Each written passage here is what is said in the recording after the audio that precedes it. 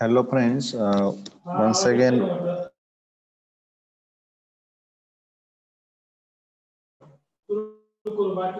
today we have to take the practical session of paint, calculator, notepad and wordpad. बघा आपल्याला आज जे काही थेरी पार्ट मध्ये आपलं कॅल्क्युलेटर, पेंट, नोट त्या संदर्भातलं जे काही प्रॅक्टिकली ते कसं करायचं हे आपल्याला बघायचं आहे. बघा सर्वप्रथम जेव्हा आपल्याला आपण जे काही नोटपॅड असेल, वर्डपॅड असेल, बघा सुरू करण्यासाठी आपण काय करतो, सुरुवातीला कुठे जातो, स्टार्ट वर जातो. आठवतंय तुम्हाला? बघा मग कुठं जायचं, स्टार्ट वर जायचं. स्टार्ट मध्ये गेल्यानंतर ऑल प्रोग्राम मध्ये ऍक्सेसरीज आणि मग ऍक्सेसरीज मध्ये गेल्यानंतर तुम्हाला बघा इथं कॅल्क्युलेटर आहे, नोटपॅड आहे, पेंट आहे आणि वर्डपॅड आहे. हे सगळे ऑप्शन त्या ठिकाणी उपलब्ध आहेत. तर मग मला सांगा अगोदर काय घ्यायचं, पेंट घ्यायचं, नोटपॅड घ्यायचं, वर्डपॅड घ्यायचं की कॅल्क्युलेटर? ओके. बघा you are too much familiar with the concept of calculator. तुम्हाला कॅल्क्युलेटर हे काही नवीन नाहीये. बघा मग कॅल्क्युलेटर घेण्यासाठी आपण काय केलं, स्टार्ट, त्याच्यानंतर ऑल प्रोग्राम, ऍक्सेसरीज आणि हे ते जे काही कॅल्क्युलेटर आहे. दिसतंय कॅल्क्युलेटर? हो. बघा आता हे जे काही कॅल्क्युलेटर यूज करणं तुमच्यासाठी काही इतकं अवघड नाहीये. बघा साधारणपणे ज्या काही गणितीय प्रक्रिया आहे त्या पूर्ण करण्यासाठी आपण कॅल्क्युलेटरचा वापर करत असतो. बेरीज आहे, वजाबाकी आहे, गुणाकार आहे, भागाकार आहे आणि तर मग हे करत असताना साधारणपणे सपोज आपल्याला बेरीज करायची असेल तर सपोज 12 घ्यायचं आहे तर 1, 2, त्यानंतर जे ऑपरेशन आपल्याला परफॉर्म करायचं आहे ते, सपोज बेरीज घ्यायची आहे तर बेरजेच्या चिन्हावर क्लिक करा. त्यात अजून जे मिळवायचं आहे, सपोज 6 मिळवायचे आहे, 6 आणि पुढे बरोबर ते ऑपरेशन आपण काय करतो, परफॉर्म करतो. त्यानंतर बघा मी तुम्हाला सांगितलं होतं कॅल्क्युलेटर हे सिंपल कॅल्क्युलेटर आहे आणि एक सायंटिफिक कॅल्क्युलेटर असतं. बघा या कॅल्क्युलेटर वरती तुम्हाला जे बटन दिसत आहेत, उदाहरणार्थ जो काही स्पेस तुम्हाला मोकळा इथं दिसतो आहे, जिथं आता 18 आलेला आहे, तर हा जो काही स्पेस आहे आपण जे आकडे मोड करतो ती तिथे डिस्प्ले होत असते. त्यानंतर दुसरा जर आपण विचार केला, यामध्ये दुसऱ्या कीज आहे बघा, सी आहे. सी साधारणपणे डिलीट करण्यासाठी जे काही क्रमांक दिसतात ते डिलीट करण्यासाठी वापरले जातात. त्याच्यानंतर एमसी जी काही स्क्रीन आहे, बटन आहे त्याच्यामध्ये, त्या बटनाचा वापर जे काही कॅल्क्युलेटर वरती जे काही गोष्टी साठवलेल्या असतात त्या चिप मध्ये त्या काढण्यासाठी, एमआर म्हणजे मेमरी रिकॉल, जे त्या गोष्टी परत रिकॉल करण्यासाठी. बघा हे जे काही सगळ्या फंक्शनॅलिटी आहे या ऑलरेडी आपण स्टडी केली. कॅल्क्युलेटरचे 2 प्रकार आहे, एक साधारणपणे स्टँडर्ड पद्धतीचा आहे आणि दुसरं सायंटिफिक आहे. मग आता आपल्याला जर प्रोग्रामर साठीच स्टॅटिस्टिक्स कॅल्क्युलेटर आणि दुसरं जे काही आहे सायंटिफिक वरती जर आपण क्लिक केलं तर तुम्हाला जे काही प्रामुख्याने सायन्स फॅकल्टीला किंवा इंजिनिअरिंग मध्ये जे मुलं असतात त्यांच्यासाठी हे कॅल्क्युलेटर समोर दिसेल. बघा सायंटिफिक कॅल्सी दिसतंय का तुम्हाला? हो सर. बघा त्याच्यामध्ये तुम्हाला साइन, कॉस, थिटा, टॅन हे जे काही बटन्स आहेत त्याचे ते सगळं तुम्हाला दिसत आहे. मग अशा पद्धतीने हे कॅल्क्युलेटर त्या ठिकाणी असतं. त्यानंतर प्रोग्रामर साठीचं बघा हे स्टॅटिस्टिकल वाल्यांसाठी आहे ते दिसेल. आणि आपलं जे काही कॉमर्स मध्ये आपण प्रामुख्याने आपल्या वाणिज्य शाखेमध्ये जे वापरतो ते कॅल्क्युलेटर म्हणजे कोणतं कॅल्क्युलेटर?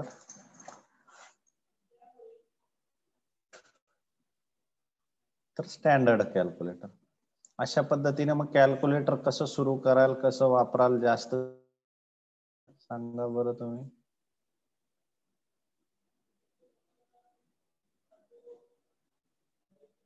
आहे का? Yes or no? तुम्हाला काही अडचण असेल कॅल्क्युलेटरच्या बाबतीत तर तुम्ही विचारू शकता. त्याच पद्धतीने आपण काय करू शकतो आता, पुढचा जो काही पॉइंट आहे, मग मला सांगा नोटपॅड, वर्डपॅड की पेंट कोणतं बघायचं? वर्डपॅड. बघा परत आता क्लोज करण्यासाठी बघा कॅल्क्युलेटर क्लोज केलं, ऑल प्रोग्राम मध्ये जा, ऍक्सेसरीज मध्ये जा. आता वर्ड पॅड बघायचं ना, वर्ड पॅड दिसतंय वर्ड पॅड बघा. हो सर. मग आता इथे हा बोला मॅडम.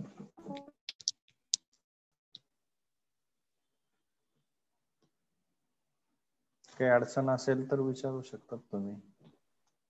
काही विचारायचंय?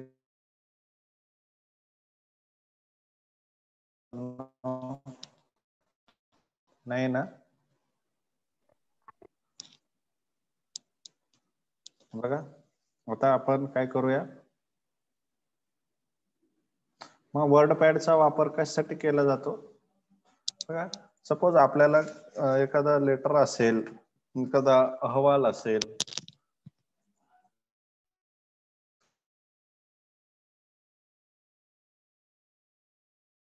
लिखाण काम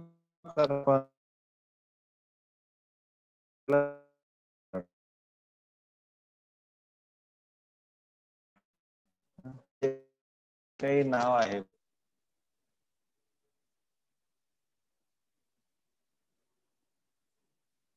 झालं बोल्ड.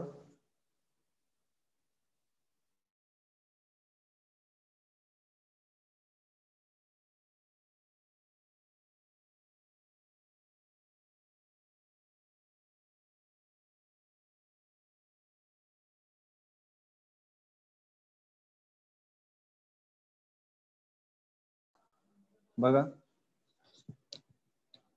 स्क्रीन हो सर. बघा आता हे नाव सिलेक्ट करा. सपोज त्याची साईज वाढवायची असेल तर तिथे आपण साईज घेऊ शकतो बघा. त्यानंतर ते इटॅलिक करायचं असेल तर आय वर क्लिक करा. त्याला अंडरलाईन द्यायची असेल तर यू वर क्लिक करा. त्यानंतर ते मिडल ला घ्यायचं असेल तर बघा राईट साठी इकडे आहे, फॉर्मॅटिंग साठी इकडे आहे पॅरेग्राफ म्हणून.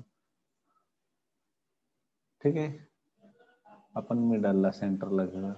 सपोज आपण टाईप केलेल्या जे काही भाग आहे त्याला आपल्याला चिन्हांकित करायचं असेल, सपोज काहीतरी आपण टाईप केलं आणि इथं बुलेट घेऊ शकतो, नंबरिंग करू शकतो. दिसतंय का? हो. दिसतंय? अशा पद्धतीनं आपण वेगवेगळ्या पद्धतीचे जे काही टूल्स आहेत ते त्यानंतर इथं फॉन्ट आहे बघा, वेगवेगळे फॉन्ट. त्यासाठी ज्याचा फॉन्ट बदलायचा आहे तो भाग सिलेक्ट करा. नंतर काय करा, जो फॉन्ट हवा आहे ते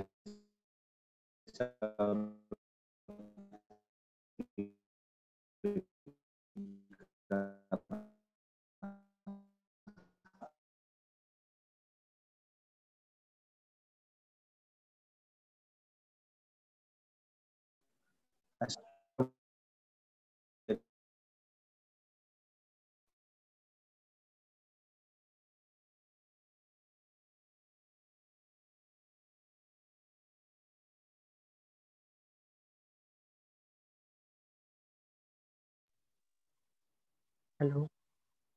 त्यानंतर बघा, सपोज ही फाईल आपल्याला सेव्ह करायची असेल, सेव्हचा ऑप्शन आहे, फाईल मध्ये जा, सेव्ह दिसतंय का, सेव्ह वर क्लिक करा.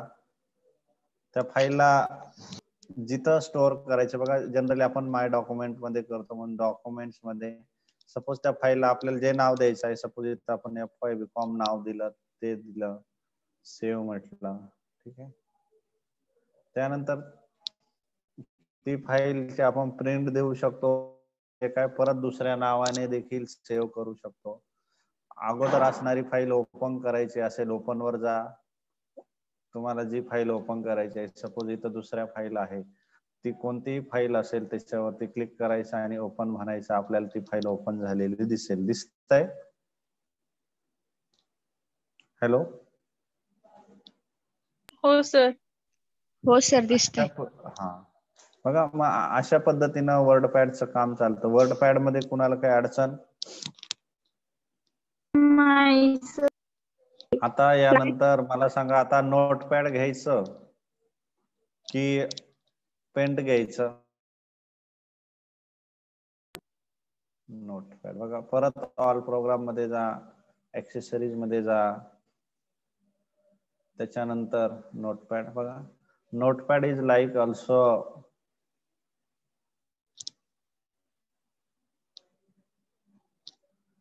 बघा, वर्ड पॅड प्रमाणच आहे त्याचं ही वर्किंग.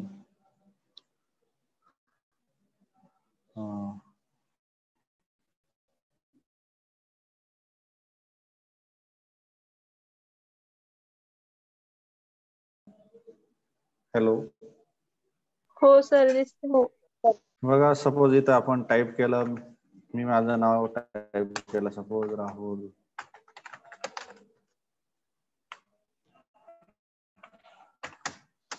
पोटे. बघा, आता याच्यामध्ये वेगवेगळे टूल्स आहेत. पहिल्या फाईलला आपल्याला सेव्ह करायचं असेल तर सेव्ह म्हणा, जिथं सेव्ह करायचं असेल तिथं त्या फाईलला बघा, एक्सटेन्शन .txt आहे, टेक्स्ट फाईल असल्यामुळं नाव द्या, सपोज मी नाव दिलं राहुल, सेव्ह म्हणा. त्याच्यानंतर बघा, एडिटिंग मध्ये सपोज आपल्याला यातला भाग काही कॉपी करायचा असेल तर मग तो भाग सिलेक्ट करा, एडिट वर जा, कॉपी एंटर द्या जिथं घ्यायचं आहे, परत एडिट वर जा, पेस्ट म्हणा. दिसतंय कॉपी पेस्ट झालं ते? लक्षात येतंय? हो. त्यानंतर आपल्याला अंडू करायचं असेल, म्हणजे काय अंडू करणं, म्हणजे काय, जे केलंय काम ते परत रिटर्न घ्यायचं असेल, अंडू केलं, परत ते गेलं. बघा, लक्षात येत आहे का? त्याच्यामध्ये बघा, विविध फॉन्ट आहे,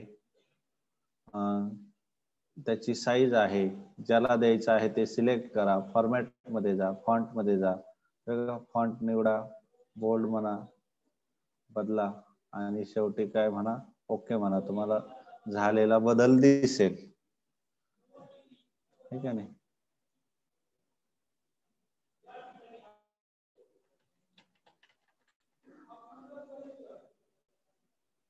म्हणजे या अशा पद्धतीनं जर आपण काय केलं, सिलेक्ट केलं सगळं, तर अशा पद्धतीनं आपण त्याच्यामध्ये कोणताही फॉन्ट वगैरे बदलून काय करू शकतो, बदल करू शकतो. आलं लक्षात?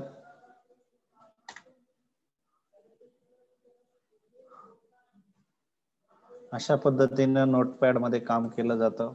नोटपॅड बद्दल काही अडचण? नाही सर. सोपा आहे ना? ठीक आहे. आता शेवटचा मुद्दा आपला पेंट आहे. पेंट विषय बघा, आपण पुढच्या लेक्चरला आपण मायक्रोसॉफ्ट ऑफिस मध्ये असणार वर्डपॅड, पॉवर पॉइंट आणि एक्सेल इन डिटेल त्याचा अभ्यास करणार आहोत एका लेक्चरला, एकाच वेळेस. हे तुम्ही त्याच्याशी फॅमिलियर आहात म्हणून हे आपण जरा असं फॉर अंडरस्टँडिंग, बरोबर. बघा, मग आता आपल्याला काय करायचं आहे, पेंट शिकायचं आहे. परत ऑल प्रोग्राम मध्ये जा, ऍक्सेसरीज मध्ये जा आणि पेंट मध्ये जा. झाली का पेंटची विंडो ओपन?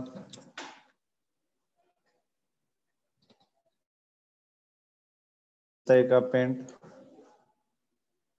हो सर. बघा आता पेंटचा हो. वापर कशासाठी केला जातो सांगा बरं मला.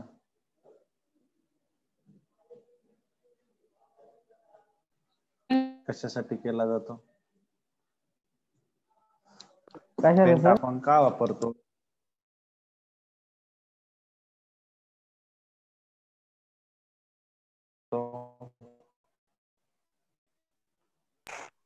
चित्र काढण्यासाठी.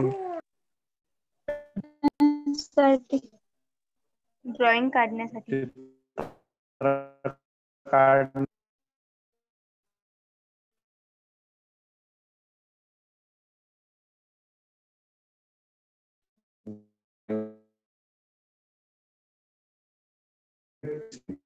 पेन्सिल आहे